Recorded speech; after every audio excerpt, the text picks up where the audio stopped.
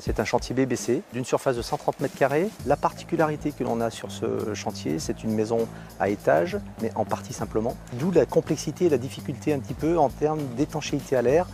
Et donc par rapport à ça, on a trouvé une solution qui nous permet de faire un chantier en toute sérénité. C'est la solution AeroBlue. Ce produit permet de traiter tous les points singuliers autour des menuiseries, au niveau des planchers, et il laisse une peau sur la maçonnerie qui n'est pas dégradée dans le temps par les artisans. C'est une plus grande tranquillité pour le conducteur de travaux pour livrer une maison conforme aux nouvelles réglementations thermiques. Bonjour, une fois que vous avez attaqué toutes les protections, on va pouvoir projeter le produit, on va pouvoir appliquer dans les angles, là, sur les points singuliers, où on a des risques de fuite. Pour la mise en œuvre de la projection AeroBlue, il y a 4 étapes. Une première étape qui s'appelle la protection. Ensuite, on fait une passe de projection d'AeroBlue.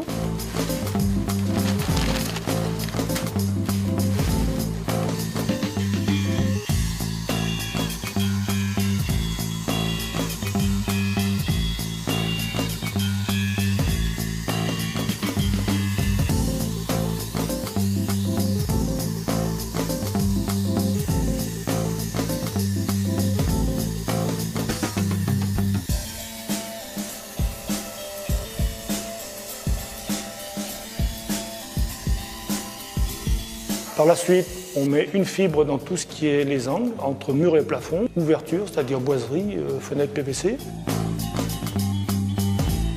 Et ensuite, on refait une projection pour finir l'épaisseur demandée au niveau de l'étanchéité.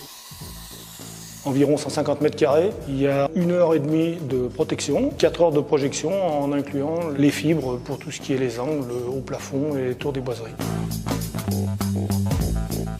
Le revêtement technique AeroBlue permet d'assurer l'étanchéité à l'air. En revanche, il est perméable à la vapeur d'eau.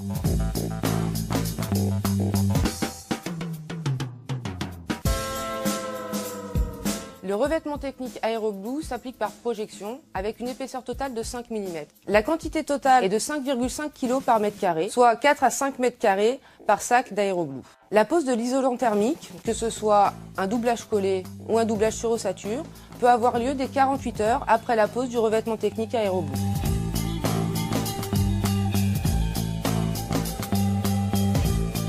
Donc hier, on a réalisé la projection du produit AeroBlue sur la maçonnerie. Donc on s'aperçoit qu'on a un bon recouvrement du support. Le produit a permis donc de traiter la jonction avec le plafond, source de fuite d'air, la jonction entre la menuiserie et le coffre de volet roulant, le côté de la menuiserie entre la maçonnerie, et on voit aussi le traitement d'un point singulier qui est la jonction entre l'appui de fenêtre et la menuiserie. Le contrôle est très simple pour un conducteur de travaux, si ça a été bien mis en place ou pas. Donc maintenant que tout est prêt, on va pouvoir procéder au test de perméabilité à l'air par la société IBAT.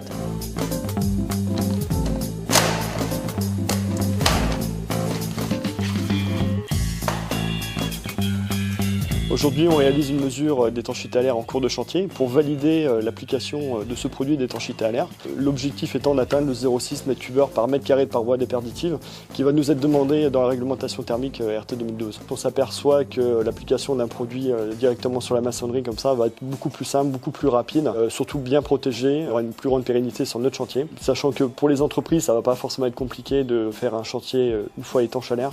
Ce qui va pouvoir être compliqué, c'est de pouvoir répéter ce geste-là sur l'ensemble d'une production.